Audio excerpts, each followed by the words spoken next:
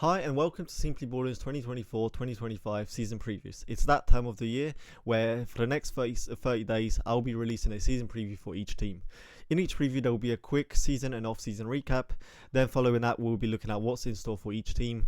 We'll be looking at some of the key questions that they have, some of the positives, some of the negatives. It will be digging deeper in some of those areas.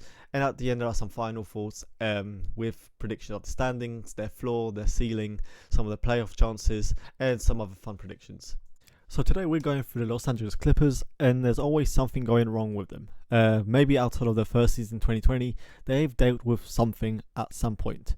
That something was always an injury to one of the top players, and because of that, they just could never get over the hump because it was always a player, either Paul George or Kawhi Leonard, not being healthy in the playoffs when it mattered.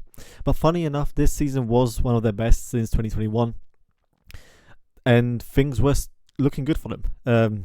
For most importantly, they had their three best players play at least 68 games, and this whole team was healthy. Kawhi Leonard played 68 games, James Harden played 72, Paul George 74, Ivica Zubac played 68, Norman Powell 76, Terrence Mann 75, Russell Westbrook 68. This was as good of a season as you can get when it comes to the health. And they still just couldn't get over the hump, even in the first round, because injuries came hitting. Because to start the year, they also made a trade for James Harden, and that because they made it so early, they were able to just get past their chemistry issues. They were able to sort things out, and the team was good. It was almost plus 10 net in over 1,000 minutes with a 123 offensive rating. Even if you just include the overall games that they all played in, when it comes to just Harden, George and Kawhi, they went 37 and 19 with a plus 4 net. So this was a really good team, especially on the offensive end. But this season was cut short in against Dallas Mavericks, with Kawhi only playing 2 games, Paul George having a very Paul-like series, and then Harden by himself was not good enough to take down the Mavericks. And that's how it is with the Clippers in each year. In 2022, I think with Kawhi missing the whole season, Paul George just missed the playoffs.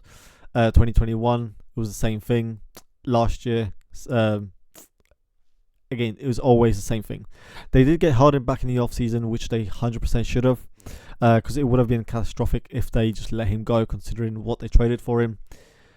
But we did finally see the end to the whole Paul George and Kawhi Leonard era, and seeing what it has accomplished, it is kind of unfortunate and a shame, because this was meant to be one of the best teams.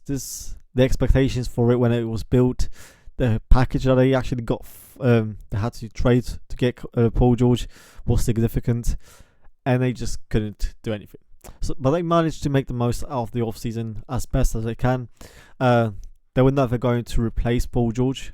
Like, he's tough to replace it in All-NBA caliber, especially with what George gave them. But they still gave it a shot with getting Derrick Jones Jr., Chris Dunn, and bringing back Nicholas Batum. But their offseason was always going to be taking a step back, considering they were going to lose Paul George. So what's in store for the Clippers? Are they too old for 82 games? Can they stay healthy again, especially with the news with Kawhi Leonard? Can both Leonard and Harden be enough at this point in their career? Can they carry that offensive load? Because their role will be different this year. Can someone fill the George-sized hole? Can Leonard continue the kind of dominance that he had this year? What's Harden's play style going to be looking like now, with him being the second best player as opposed to the third best player, and being needing to be more of a scorer now? Can they also bounce back defensively? And who's actually going to be their next third best player? Is it Norman Powell? Is it Zubac? Is it someone else? And do they even have any potential moves to still look to improve this team? Because they still have flaws, and they couldn't get over the hump with healthy Leonard and Paul George. So this is going to be needing a lot more moves, a lot more players on both ends to just make something happen. Now, with the first question, are they too old for 82 games? And that would have been a point, even with George staying. If they just run it back, everything was the same. Even if they had all of the additions that they made with Jones Jr., Batum, they still would have the issue of being too old and not being healthy. because right now they are reliant on both Leonard and Harden, and their job is going to get even worse considering what they will have to do to replace George. Leonard was All-NBA and he averaged 25 points per 75 possession, had a 58% effective field goal, 62% true shooting, shot 57% from 2, which was just insane, 42% from 3, and was 9th in estimate plus minus, with George just trailing behind him at 8. Well, actually ahead at 8. Harden, he was in a very different role and was still effective. His usage went down significantly, which was his lowest usage since the second season at 20.6%. But that was just his usage, because he still dominated the ball like a normal, typical Harden would. He averaged over 75 touches, with both Leonard and George hovering around mid-50s. His time of possession was 6.8, with George and Leonard at 3.3. He held the ball around 5.39 seconds, dribbled over 5 times per touches. Even at this stage of his career, he was doing a lot. But is it reasonable to expect that from both Leonard and Harden at this point? Because all of their roles and responsibility will be different. There is no way Leonard will be able to just have around 50 touches this time, unless you're asking Harden to be even more ball dominant, or you're asking Norman Powell to just step up his game. Because George was still eating up a lot of the possessions. He was still effective off ball. He was still giving you something. And now, when it comes to just Harden specifically, someone will have to score the ball, and unless you're just giving out scoring opportunities to Terrence Mann, Derrick Jones Jr., Powell, Zubac, or you're asking Leonard to do a lot of it, then it's going to fall down on Harden. He doesn't have the same consistent burst to the rim. He took the lowest shots at the rim with 17.4%. He still converts though when he gets there, but without that higher volume and also a decline in foul drawing, his rim pressure just doesn't hit the same. He also doesn't have a good in-between game where he shot 38% within 4 and 14 feet. And as a result, his 3-point rate skyrocketed to almost 60%. So I just wonder if, at this stage of their career, can Harden even go back to that kind of role? Then there's also Leonard. He hasn't been a kind of high touches, ball dominant guy at all for a while. So is he going to just require more on-ball reps? Is he going to show more isolations, more post-ups, more pick and roll? Because everything when it comes to just his shot profile, his drives and efficiency, it's either within range or even even better than he's done in a while. The only thing that matters is the consistency and how he's going to get those points. Because he saw 45% of his twos assisted, which was the highest since 2014. That's going to change. You're not going to be relying on anyone else outside of Harden creating those shots for him. So are we going to see a different Leonard this time? Like, is he just going to continue to save himself, or will they need him to be more on ball? And I'm not sure if either of them can sustain that level of play through 82 games, even if they're healthy, because that would just affect everything else going forward in the playoffs. But this doesn't just apply to those players specifically, especially when it comes to age and effort and consistency through 82 games, because the rest of the team isn't much younger. And even the ones that are, they are not kind of players that would make significant difference, because with their age considered, their defense worries me. In the first 3 seasons, they were 5th, 8th and 7th on defense, and they were 18th and 14th in these last 2 seasons. And I mentioned age because their defense falls off as the year goes on.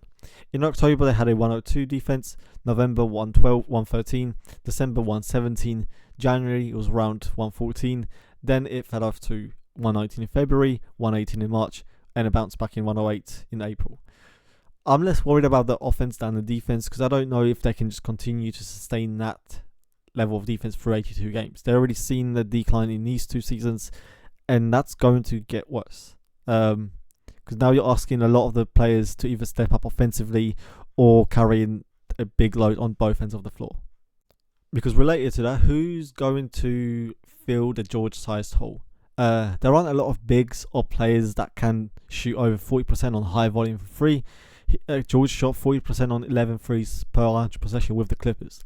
That skill alone at that size, it's not replaceable. There's no one that going to just come in and take his usual role, as well as being able to play in the pick and roll, create for himself and for others. Terrence Mann's not doing that. Norman Powell's not doing that. You can feed Zubac a lot more and run more posts, I think that's still not going to feel what George was doing. Is Derrick Jones Jr. going to be the replacement? But like, he's not the shooter that he is when it's nowhere close. Powell is a good answer for that, but then again, he's a good off the bench guy. He has been efficient. He's a great corner shooter, but again, it's not at the level with what George provided. But then, is it relying on Batum to provide that spacing? He has been a great shooter on higher volume. He shot 40% on over 8 threes from 2021 to 2023. But again, you're still missing out on the extras that George gave you. Batum's not giving you self-creation. He's not giving you the pick and rolls. And I'm also thinking about just what the rotations are. Who's actually replacing George in that lineup? Because whoever it is, it will be a significant downgrade on either end. Then off the bench, are you staggering both Harden and Kawhi? That they should all be, one of them should be on the court at all times. Then who else is the ball handler? Is it Dunn? Is it Mann? Kevin Porter Jr.? Boyce Hyland? Because I'm not feeling confident about any of them. And then one interesting question will be about Zubac, because I've seen a lot about him from Clippers Twitter about potentially having a bigger role. Is he also the player that makes sense to play through more?